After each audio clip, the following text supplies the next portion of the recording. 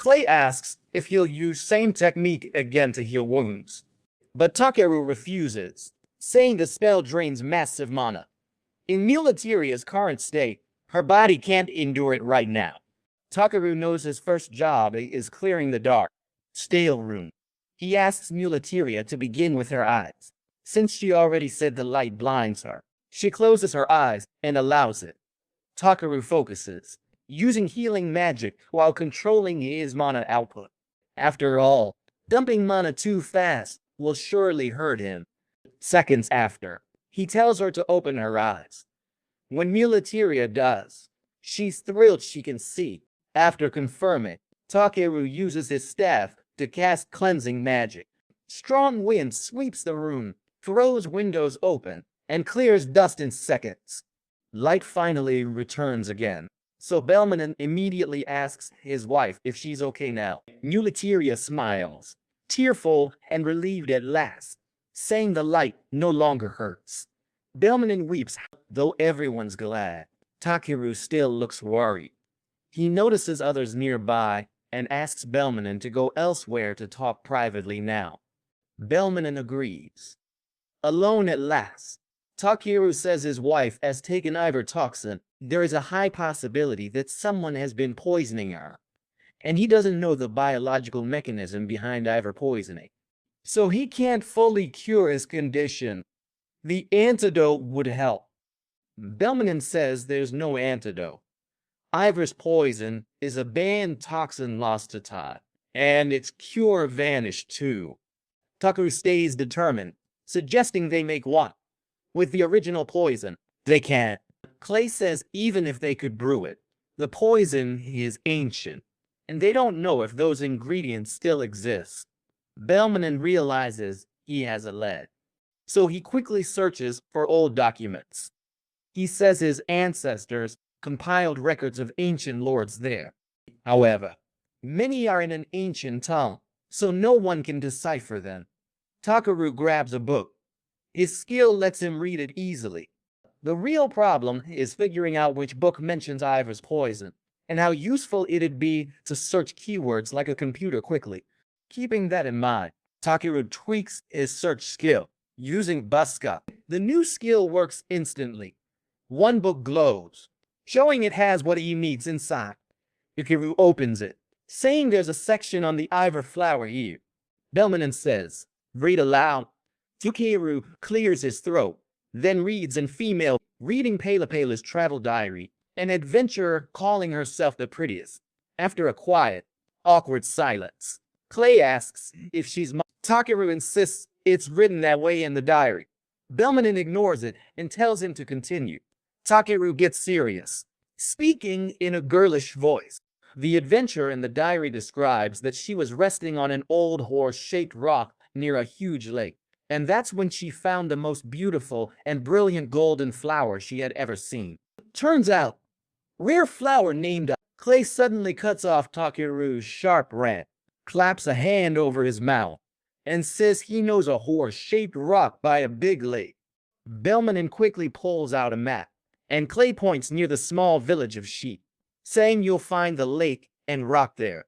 Belmanon says Vanoni lies beyond Luz Levitt, so by carriage, it's a 5-day trip each way. Takeru says they should leave now. Belmanon readies 2 horses for them. Meanwhile, Stuart Bernard watches quietly from afar and swiftly releases a messenger pigeon. Before leaving, Takeru sets a magic stone outside the mansion, saying it's security. While they're away, someone could attack Mulatiria, so we'd better stay prepared. Then Tiaras runs to him, apologizes there, saying she was rude to her mother's would-be savior. Takeru smiles and admits that his words were unpleasant, but he tells her that the fact that she realized on her own that what she said was wrong is something to be proud of. Tiaras doesn't understand, so he explains. When you admit you might be wrong, you hear others, and life grows richer. Seeing the tears in her eyes, Takeru asks her to take her time from now on and think things through one at a time. Tiaras agrees, saying she'll think for herself now, and Takeru warns her that while he's gone, Someone may claim he's the villain or that he's fooling her to mislead her. If it happens, he wants you not to reply yet. Talk to Dad first. Practice, Harenso. Report. Contact. Consult. With that settled, Takeru. In Clay Lee. Takeru casts speed and reduce on all. Clay instantly feels lighter, but before he can react, his own horse bolts too. After a while, they reach Clay's spot, but it's deserted, with no one around. Takeru, confused, asks if a village should be here. Clay says last time it was a thriving farm region, so he can't explain what happened now. As they search for the lake, Takeru says it hasn't rained in ages, so maybe it's already dried up here.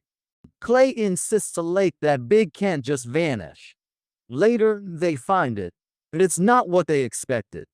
Clay says it was beautiful last time, but now it looks different. Takeru moves to the water to use his power. She says it's Lake Galeus, the only water source in Vanoni. They say a sacred beast made this spring, never dry, once clear, pure, full of life. But the water now has paleocine toxin, poison from Garanode buffalo horns. Takeru suspects someone caused this whole thing on purpose. Before he explains, nearby villagers come to watch from afar. Though wary, Takeru smiles, steps up, and says he introduces his team, saying they took a Belkane mission to gather rare materials. Villagers are surprised they came from Belkane, but still demand clear proof their guild member. Clay shows his A-rank bracelet. Villagers lower weapons. Suddenly Gansa, the boy beside them, collapses. Takeru catches him fast, instantly noticing he's shockingly light. He asks villagers if they're underfed.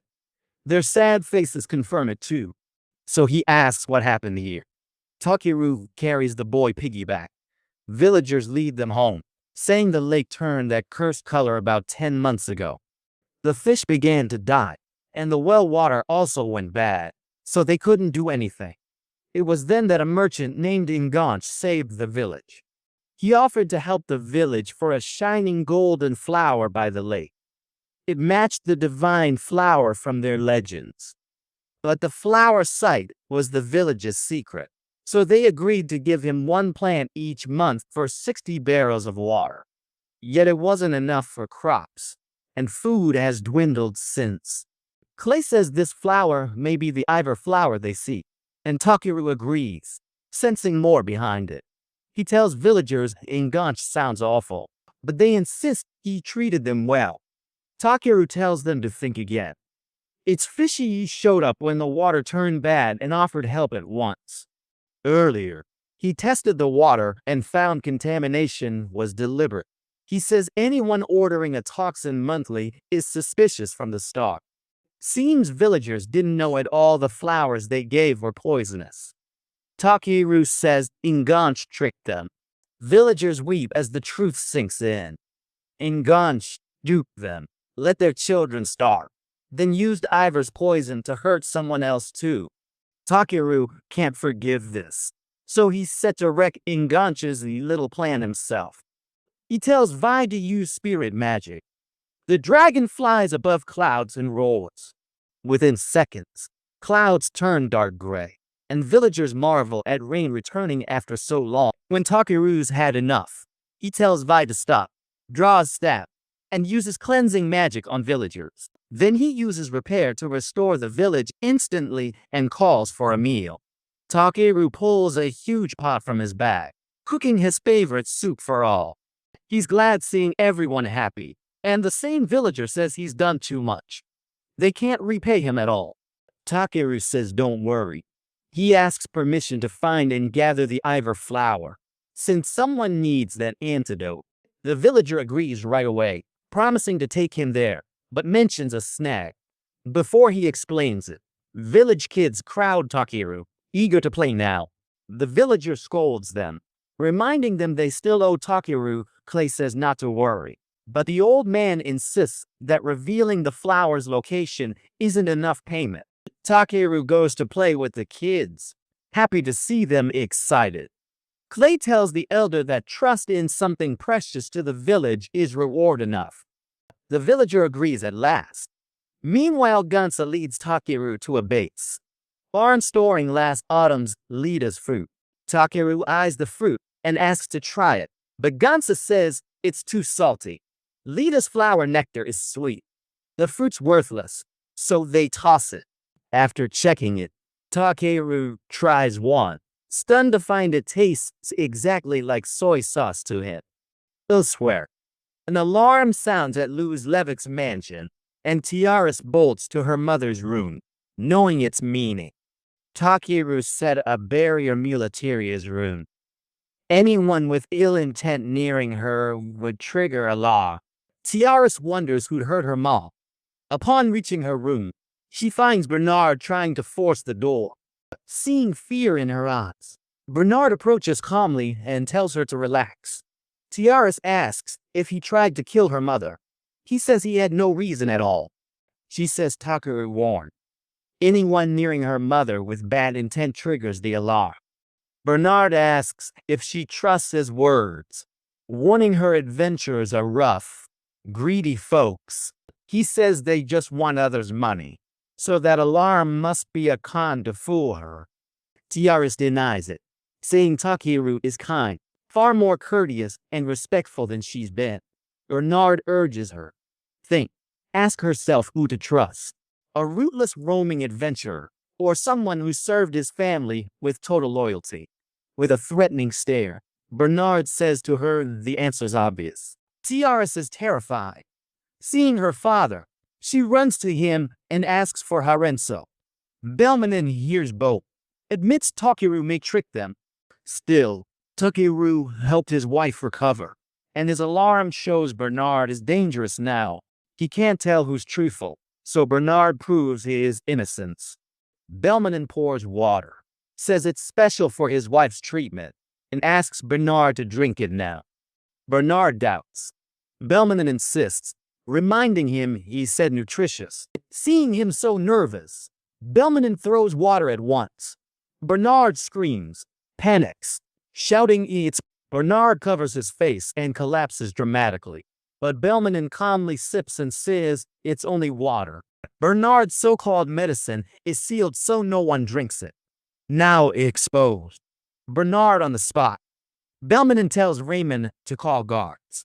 Once Bernard is arrested, Raymond informs Belmanin that they found something among Bernard's personal belongings. Tiaris sees the document, asks its language, can't read it. Belmanin's too shocked to answer. Meanwhile, in Ash, a man pounds door, searching for someone. A villager hears the racket, comes over with a lamp, and tells the man to hush. It's midnight. People sleep now. He asks what he wants. The man counters, asking where the village chief is. The villager says he's out, but his face suddenly shifts when he recognizes him. Back with Belmanin, he examines the letter from Bernard's things and says it's in cipher, meaning whoever did this is far more skilled than a thug. Raymond agrees and mentions that this whole affair could be linked to a much larger organization. The villager stranger is Enganche. He says he's here for this month's Ivor flowers, though it's still early, so he asks where the village chief is. But the villager says he just left, and he led the adventurers to scout nearby. Enganche isn't pleased, but the villager says he heard the Ivor flower is poisonous, so they can't keep handing it out as if nothing. It's too dangerous. The moment he says it, Enganche speaks one word. Right away, armed bandits show up within seconds. It's clear they're not friendly, and Enganche says plans change, so this ends here and now for good. No delays. Meanwhile, guards transport Bernard, blocking any escape attempts. However, even though it should all be over for him by now, a cunning smile remains on his face, making it clear that he is still up to something. The village chief leads Takeru and Clay to where the Ivor flower grows. After a short walk, the soil turns sandy. He says they're near now. A few minutes later, they find the horse statue mentioned in the ancient documents written by that adventurer. The statue is ringed with golden flowers glowing brightly, and behind them lies a vast lake as expected. In person, more stunning than expected, Takeru finally gets why it's called the Divine Flower. The imposing statue seems celestially illuminated by the moonlight, making the flowers glow almost magically. Seeing it, Takeru, Clay, and even the village chief pause to admire its beauty in awed silence before acting. Chapter 7 ends here.